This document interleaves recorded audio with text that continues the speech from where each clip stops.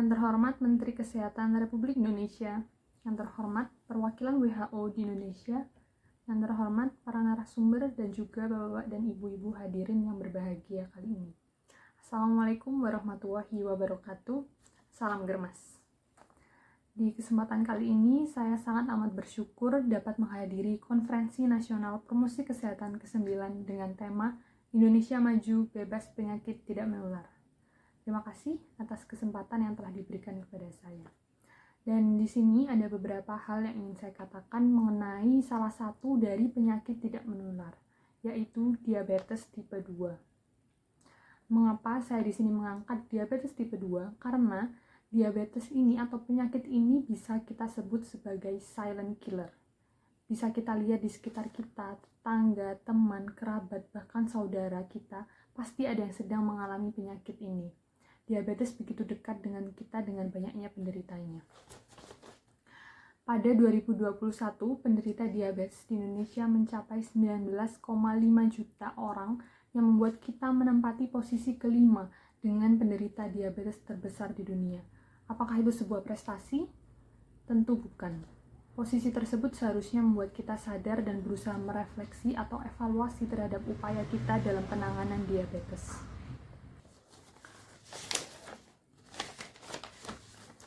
Diabetes mellitus tipe 2 adalah salah satu penyakit kronis berupa gangguan metabolik ditandai dengan meningkatnya kadar gula darah yang melebihi batas normal karena penurunan insulin yang rendah oleh kelenjar pankreas atau kita sebut sebagai resistensi insulin. Sekali lagi, mengapa saya harus berfokus pada penyakit diabetes mellitus ini?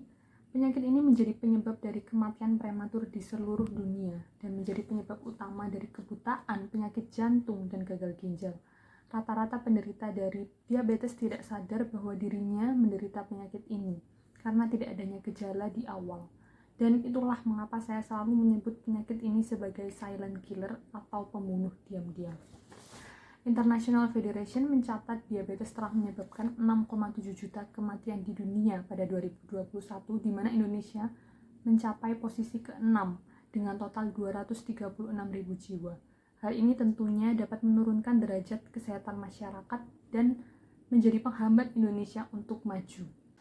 Lalu, sekarang apa yang bisa kita lakukan? Dr. Tedros Adhanom, Direktur Jenderal WHO, pernah menyebutkan 3 strategi jitu dalam pencegahan dan pengendalian diabetes. Apa saja itu? 1. Prevention. 2. Prevention. 3. Prevention. Prevention, dan prevention. Pencegahan, dan pencegahan. Saya sangat setuju dengan pernyataan beliau.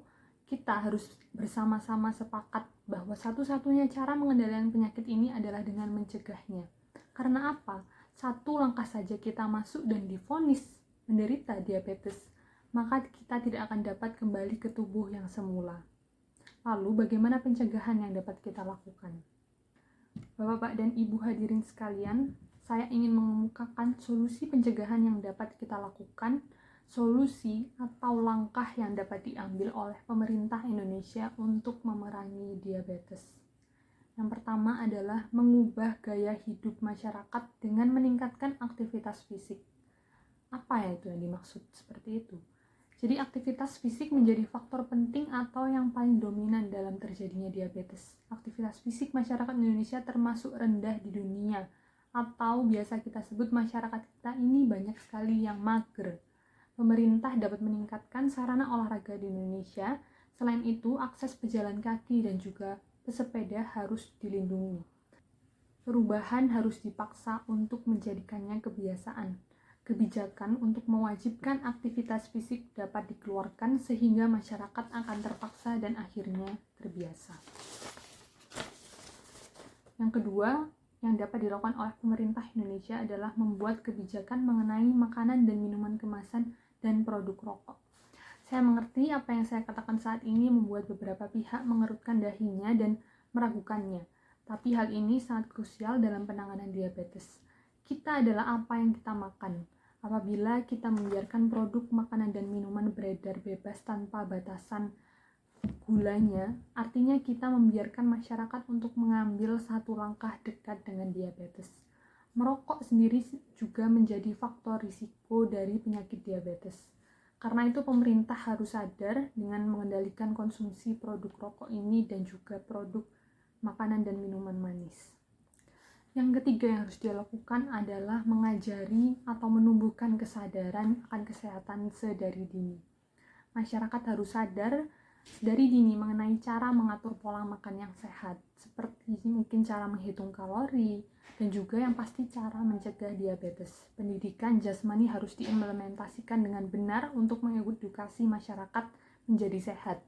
Ajari anak kita berapa jam tidur yang benar, berapa jam minimal untuk berolahraga selama seminggu, apa yang harus dimakan dalam sehari, apa yang tidak boleh terlalu banyak dimakan.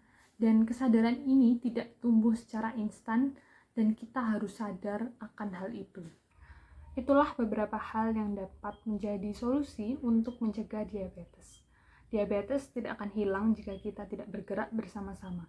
Mari kita satukan tangan untuk mencegah dan mengendalikan penyakit diabetes. Indonesia maju, bebas penyakit tidak menular. Indonesia maju, bebas diabetes. Salam Germas.